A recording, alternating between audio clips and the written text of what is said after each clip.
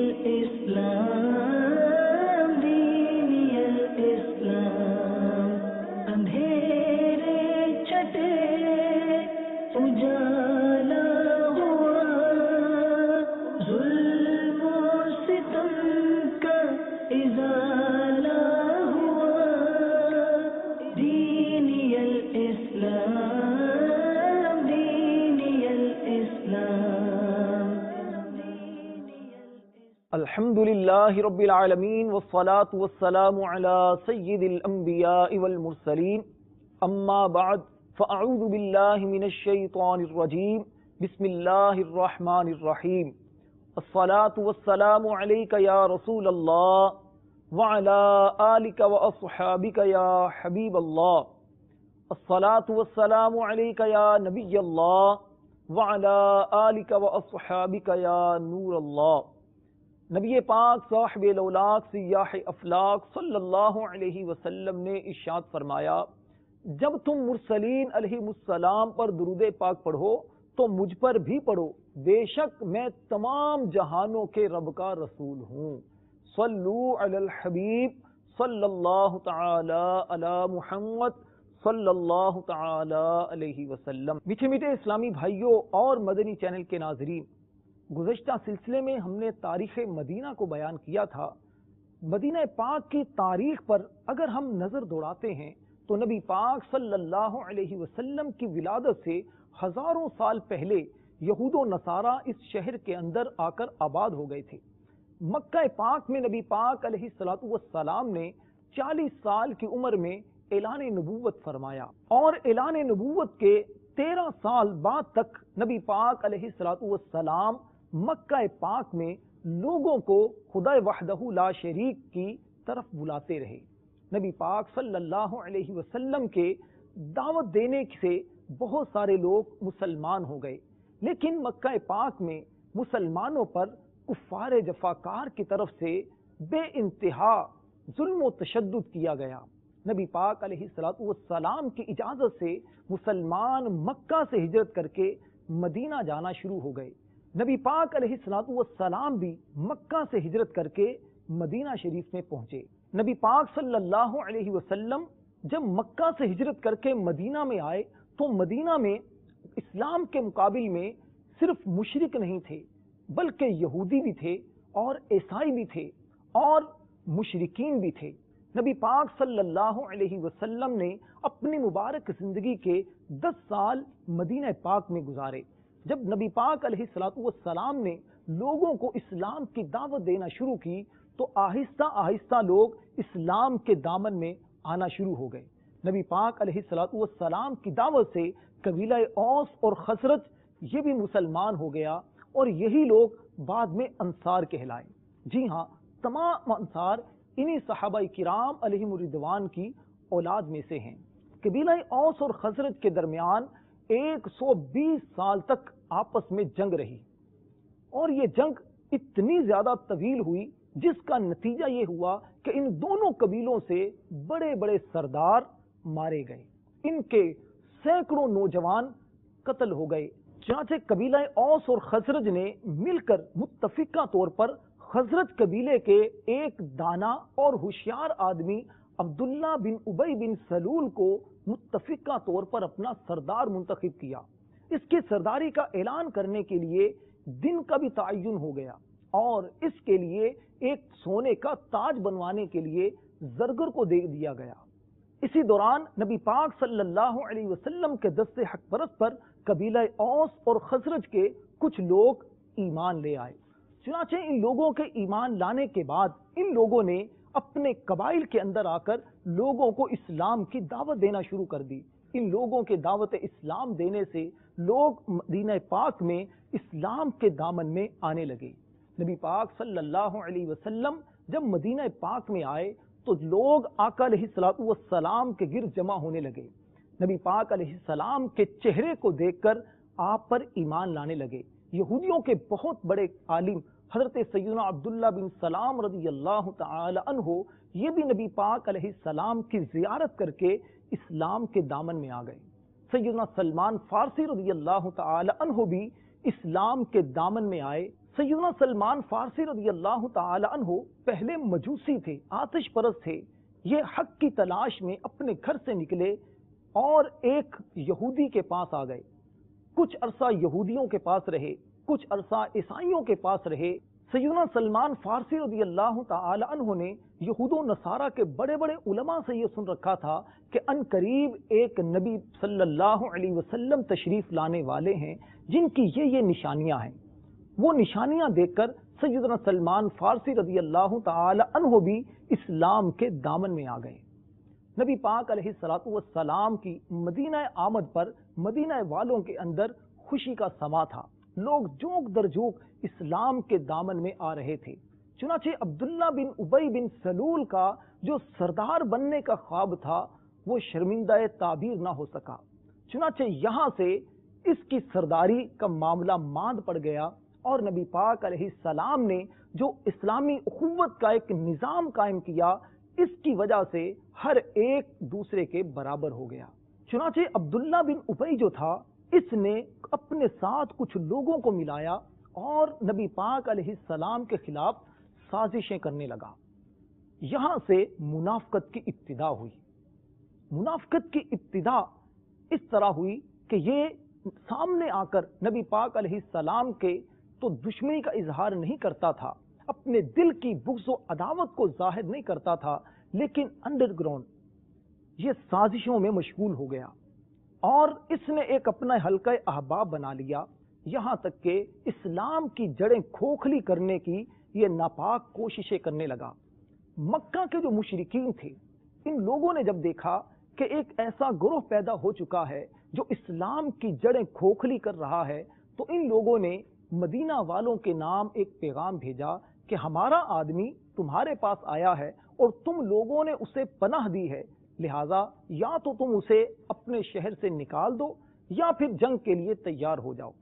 عبداللہ بن ابی نے ایک اجلاس منعقد کیا، اہل مدینہ کو وہاں پر جمع کیا اور اس نے اسلام کی سازشیں کرنا شروع کر دی۔ نبی پاک علیہ الصلوۃ والسلام کو جب پتہ چلا کہ اسلام کے خلاف سازشیں ہو رہی ہیں تو نبی پاک علیہ الصلوۃ والسلام بھی اس اجلاس میں چلے گئے۔ نبی پاک علیہ الصلوۃ والسلام کے وہاں پر جانے سے یہ ساری سازشیں ناکام ہو گئیں اور لوگ آپ علیہ الصلوۃ والسلام کے قریب آ گئے۔ نبی پاک صلی اللہ علیہ وسلم جب مکہ سے ہجرت کر کے مدینہ آئے تھے تو سب سے پہلے اسی عبداللہ بن ابی منافق کے گھر میں آئے تھے، لیکن اس نے آقا علیہ الصلوۃ والسلام کو گھر میں رکھنے سے انکار کر دیا۔ کہنے لگا کہ میں نے تو آپ کو نہیں بلایا، جن لوگوں نے آپ کو بلایا ہے آپ انہی کے پاس جائیں۔ اس پر نبی پاک علیہ السلام کو بہت صدمہ ہوا اور آقا علیہ السلام وہاں سے روانہ ہو کر مدینہ پاک میں آئے اور 7 ماہ تک سیدنا ابو ایوب انصاری رضی اللہ تعالی عنہ کے مکان میں آپ نے قیام کیا۔ میٹھے میٹھے اسلامی بھائیوں اور مدنی چینل کے ناظرین، سلسلہ تاریخ اسلام کو اگر آپ پابندی سے دیکھنا شروع کریں اور تاریخ اسلام کا مطالعہ کرنا شروع کریں تو آپ پر یہ بات واضح ہوگی کہ اسلام کی تاریخ میں ایسے کئی مواقع آئے کہ جہاں پر اسلام کو مختلف لوگوں کی سازشوں کا سامنا رہا۔ کفار اور باطل مذاہب نے اسلام کو ہر دور میں دبانے کی کوشش کی۔ انشاءاللہ آج ہم ہجری سن کے اعتبار سے آپ کے سامنے تاریخ اسلام کے ان اہم واقعات کا تذکرہ کریں گے کہ جن کو پڑھ کر سن کر ایمان کو نئی تازگی ملتی ہے۔ اس سے پہلے ہمیں یہ معلوم ہونا چاہیے کہ ہجری سن کی ابتدا کب ہوئی۔ سیدنا عمر فاروق اعظم رضی اللہ تعالی عنہ نے ہجرت کے 16ویں یا 17ویں سال ہجری سن کی ابتدا فرمائی۔ اس کا واقعہ یہ ہوا کہ سیدنا عمر فاروق اعظم رضی اللہ تعالی عنہ کو کسی نے ایک خط لکھا۔ اس خط کے اندر اس نے یہ تحریر لکھی کہ فلاں آدمی نے فلاں کا قرضہ ماہ شعبان میں دینا ہے۔ سیدنا عمر فاروق اعظم رضی اللہ تعالی عنہ نے فرمایا کہ کون سا شعبان، آنے والا شعبان یا گزشتہ شعبان؟ چنانچہ اس پر لوگوں کو اشکال ہوا اور سیدنا عمر فاروق اعظم رضی اللہ تعالی عنہ نے ایک اجلاس بلایا اور اس کے اندر صحابہ کرام علیہم الرضوان سے فرمایا کہ ہمیں بھی اپنی ایک تاریخ کا تعین کرنا چاہیے۔ اسلام سے پہلے جو تاریخ کا سلسلہ تھا اس کا واقعہ کچھ یوں ہے کہ ایرانیوں نے اپنے بادشاہ کی تاج پوشی سے کیلنڈر بنا رکھا تھا، اور رومیوں نے سکندر مقدونی کی تاج پوشی سے ایک تاریخ مقرر کر رکھی تھی۔ حضرت اسماعیل علیہ السلام کی اولاد میں سے ان لوگوں نے حضرت ابراہیم علیہ السلام کے آتش نمرود میں ڈالے جانے سے، اور پھر اس کے بعد تعمیر کعبہ سے، اور پھر اس کے بعد کعب بن لؤی کی وفات سے، اور پھر اس کے بعد ابرہہ نے جب خانہ کعبہ پر حملہ کیا تو عام الفیل سے 1 سال مقرر کر رکھا تھا۔ مسلمانوں میں اس بات پر اختلاف ہوا کہ ہجری سن کی ابتدا کہاں سے کی جائے۔ چنانچہ متفقہ رائے سے یہ بات طے ہوئی کہ نبی پاک صلی اللہ علیہ وسلم کی ہجرت سے ہجری سن کا سلسلہ شروع کیا جائے، ورنہ رائے تو یہ بھی آئی تھی کہ نبی پاک علیہ السلام کی ولادت سے سلسلہ شروع کیا جائے، یا نبی پاک علیہ السلام کے اعلان نبوت سے تاریخ کا سلسلہ شروع کیا جائے۔ نبی پاک علیہ السلام 12 ربیع الاول کو مدینہ پاک میں تشریف لائے تھے، لیکن ہجری سن کی آغاز جو ہوا وہ محرم سے ہوا، یعنی گزشتہ جو محرم تھا، ربیع الاول سے پہلے جو محرم کا مہینہ تھا، اس محرم کے مہینے سے ہجری سال کا آغاز ہوا۔ میٹھے اسلامی بھائیوں اور مدنی چینل کے ناظرین، یکم ہجری میں بے شمار واقعات ظہور میں آئے۔ سب سے پہلے نبی پاک علیہ السلام نے قباء کے مقام پر مسجد قباء تعمیر فرمائی۔ یہ ہے وہ مسجد قباء جو اسلام کی سب سے پہلی مسجد ہے، جس کی بنیاد تقوی پر رکھی گئی، جس کی شان میں قرآن پاک کی آیت کا نزول ہوا۔ مسجد قباء کے بعد مسجد نبوی کی تعمیر کی گئی۔ یہ ہے وہ عالی شان مسجد جو نبی پاک علیہ السلام نے اپنے صحابہ کے ساتھ مل کر تعمیر کی۔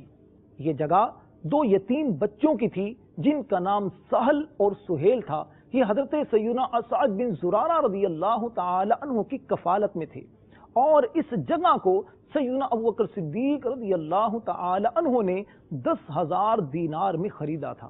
مسجد نبوی کی تعمیر کے بعد مہاجرین صحابہ کرام علیہم رضوان کے لیے مکانات کی تعمیر ہوئی۔ مہاجرین وہ صحابہ کہلاتے ہیں جو مکہ سے ہجرت کر کے مدینہ پاک میں آئے، اور جن لوگوں نے ان مہاجر صحابہ کے لیے اپنے دلوں کو کشادہ کیا، مدد کے لیے تیار ہوئے، ان کو انصار کہا جاتا ہے۔ مہاجرین صحابہ کرام علیہم رضوان کی مکانات کی تعمیر ہوئی، مسجد نبوی کی تعمیر ہوئی۔ اب مسلمانوں کو نماز کے لیے جمع کرنے کا جب موقع آیا تو اس پر پھر صحابہ کرام علیہم رضوان میں مشاورت ہوئی۔ بعض صحابہ نے مشورہ یہ دیا کہ ایک آگ کو روشن کر دیا جائے جس سے لوگ سمجھ کر مسجد میں آ جائیں۔ بعض نے مشورہ دیا کہ ناقوس بجایا جائے، بعض نے مشورہ دیا کہ ایک گھنٹی بجائی جائے، اور بعض نے مشورہ دیا کہ لوگوں میں ایک آوازیں لگائی جائیں جسے سن کر لوگ مسجد میں جمع ہو جائیں۔ ایک صحابی رضی اللہ تعالی عنہ نے یہ اعلان کیا کہ لوگوں کو بلانے کے لیے سیدنا بلال رضی اللہ تعالی عنہ مسجد نبوی کی چھت پر کھڑے ہو کر الصلاۃ جامعہ کہہ کر صدا لگائیں۔ چنانچہ یہ چیز رائج ہو گئی۔ اسی دوران حضرت عبداللہ بن زید انصاری رضی اللہ تعالی عنہ نے خواب میں دیکھا کہ کوئی کہنے والا ان کو اذان کے کلمات سکھا رہا ہے۔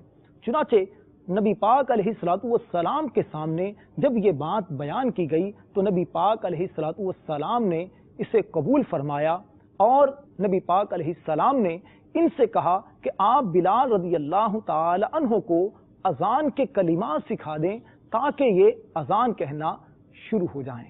چنانچہ یہاں سے اذان کی ابتدا ہوئی۔ اسی سال یکم ہجری میں نبی پاک صلی اللہ علیہ وسلم نے مہاجرین اور انصار کے درمیان ایک بھائی چارے کا سلسلہ فرمایا، عقد مواخات فرمایا۔ یہ جو بھائی چارہ تھا انصار اور مہاجرین کے درمیان تھا۔ چنانچہ نبی پاک علیہ السلام نے ایک مہاجر اور ایک انصار کو آپس میں کہا کہ تم دونوں بھائی ہو، اور انہوں نے ایسے بھائی چارے کا مظاہرہ کیا کہ اپنے گھروں میں لے گئے۔ انصار مہاجرین کو اپنے گھروں میں لے گئے، اپنا گھر کا آدھا مال ان کے حوالے کر دیا، اپنے 2 باغوں کو ان کے حوالے کر دیا، کہا ایک باغ آپ کا، ایک ہمارا۔ اسلام کی تاریخ کا یہ کیسا روشن پہلو ہے کہ انصار صحابہ کرام نے ان مہاجرین کے لیے، اپنے مسلمان بھائیوں کے لیے کس قدر فراخ دلی کا مظاہرہ کیا۔ علامہ عبد البر رحمۃ اللہ علیہ کی تحقیق سے معلوم ہوتا ہے کہ نبی پاک صلی اللہ علیہ وسلم نے ایک بھائی چارے کا سلسلہ انصار اور مہاجرین کے درمیان کیا، تو ایک اور آپ نے بھائی چارے کا بھی سلسلہ قائم کیا، اور یہ تھا مہاجرین صحابہ کا آپس میں۔ چنانچہ نبی پاک علیہ السلام نے سیدنا صدیق اکبر رضی اللہ تعالی عنہ کو عمر فاروق اعظم رضی اللہ تعالی عنہ کا بھائی بنایا۔ آپ نے سیدنا طلحہ رضی اللہ تعالی عنہ کو سیدنا زبیر رضی اللہ تعالی عنہ کا بھائی بنایا۔ سیدنا عثمان غنی رضی اللہ تعالی عنہ کو سیدنا عبد الرحمن بن عوف رضی اللہ تعالی عنہ کا بھائی بنایا۔ حضرت علی رضی اللہ تعالی عنہ عرض کرنے لگے، یا رسول اللہ صلی اللہ علیہ وسلم، آپ نے تمام مہاجرین کو آپس میں بھائی بھائی بنا دیا ہے، میرا کون بھائی ہے؟ نبی پاک علیہ السلام نے فرمایا، انت اخی فی الدنیا والآخرہ، اے علی تو دنیا اور آخرت میں میرا بھائی ہے۔ سبحان اللہ، کیا شان ہے مولا علی رضی اللہ تعالیٰ عنہ کی۔ نبی پاک علیہ السلام نے اس کے بعد یہودیوں سے ایک معاہدہ کیا۔ وہ معاہدہ کیا تھا؟ وہ معاہدہ یہ تھا، نمبر 1، خون بہا یعنی جان کے بدلے جو مال دیا جاتا ہے، اور فدیہ یعنی جو قیدی کو چھڑانے کے بدلے رقم دی جاتی ہے، اس کا جو طریقہ پہلے سے چلا آتا تھا اب بھی وہ قائم رہے گا۔ نمبر 2، یہودیوں کو مذہبی آزادی حاصل رہے گی، ان کے مذہبی رسوم میں کوئی دخل اندازی نہیں کی جائے گی۔ نمبر 3، یہودی اور مسلمان باہم دوستانہ برتاؤ رکھیں گے۔ نمبر 4، یہودی یا مسلمانوں کو کسی سے لڑائی پیش آئے گی تو ایک فریق دوسرے کی مدد کرے گا۔ نمبر 5، اگر مدینہ پر کوئی حملہ ہوگا تو دونوں فریق مل کر حملہ آور کا مقابلہ کریں گے۔ نمبر 6، کوئی فریق قریش اور ان کے مددگاروں کو پناہ نہیں دے گا۔ نمبر 7، کسی دشمن سے اگر ایک فریق صلح کرے گا تو دوسرا فریق بھی اس مصالحت میں شامل ہوگا، لیکن مذہبی لڑائی اس سے مستثنا رہے گی۔ میٹھے میٹھے اسلامی بھائیوں اور مدری چینل کے ناظرین، نبی پاک صلی اللہ علیہ وسلم کے مدینہ پاک میں آنے تک تو مسلمان 2 ہی رکعت نماز پڑھا کرتے تھے۔ نبی پاک علیہ السلام کے مدینہ شریف میں آنے کے بعد اسی سال یعنی 1 ہجری میں 2 رکعت کی بجائے 4 رکعت ہو گئی، یعنی ظہر، عصر اور عشاء میں 4 رکعت فرض ہو گئیں، اور سفر میں یہی 2 باقی رہیں جن کو قصر کہا جاتا ہے۔ اسی سال زکوٰۃ کی فرضیت کا اعلان ہوا، اور اسی سال 3 جلیل القدر صحابہ رضی اللہ تعالی عنہم کا انتقال ہوا۔ ایک تو کلثوم بن ہدم انصاری رضی اللہ تعالی عنہ، جن کی زمین پر مسجد قباء تعمیر کی گئی۔ دوسرے برا بن معرور انصاری رضی اللہ تعالی عنہ، یہ وہ صحابی ہیں جنہوں نے بیعت عقبہ ثانیہ میں سب سے پہلے نبی پاک علیہ السلام کے دست حق پرست پر بیعت کی۔ اور تیسرے حضرت اسعد بن زرارہ رضی اللہ تعالی عنہ، جو بیعت عقبہ اول اور بیعت عقبہ ثانیہ میں شریک رہے تھے۔ نبی پاک صلی اللہ علیہ وسلم کے ہجرت فرمانے کے بعد مہاجرین میں سب سے پہلا بچہ مسلمانوں میں جو پیدا ہوا وہ حضرت عبداللہ بن زبیر رضی اللہ تعالی عنہ ہیں۔ امام بخاری رحمۃ اللہ علیہ صحیح بخاری میں روایت نقل کرتے ہیں، حضرت اسماء بنت ابی بکر رضی اللہ تعالی عنہ فرماتی ہیں کہ میرے ہاں حضرت عبداللہ کی ولادت ہوئی، اور میں اسے نبی پاک صلی اللہ علیہ وسلم کے پاس لے کر گئی۔ نبی پاک علیہ السلام نے خوشی کا اظہار فرمایا، صحابہ کرام میں خوشی کا سما ہو گیا۔ نبی پاک علیہ السلام نے ایک کھجور کو چبا کر ان کے منہ میں ڈالا، ان کے پیٹ میں سب سے پہلی چیز نبی پاک علیہ السلام کا لعاب مبارک آیا۔ سبحان اللہ، سبحان اللہ۔ اسلام کی تاریخ ایسی عمدہ تاریخ ہے، اگر اس کا مطالعہ کرنا شروع کیا جائے، اگر اس کے بارے میں سننا شروع کیا جائے تو وقت کا پتہ ہی نہیں چلتا، اور ایسی لذت اور سرور ملتی ہے کہ جس کا اندازہ ایک صاحب ایمان کا دل ہی محسوس کر سکتا ہے۔ اللہ کریم ہمیں اسلامی تعلیمات پر عمل کرنے کی توفیق عطا فرمائے. آمین بجاہ النبی الامین صلی اللہ تعالی علیہ وسلم. دینی الاسلام، دینی الاسلام، اندھیرے چھٹے اجالا ہوا، ظلم و ستم کا ازالہ ہوا. دینی الاسلام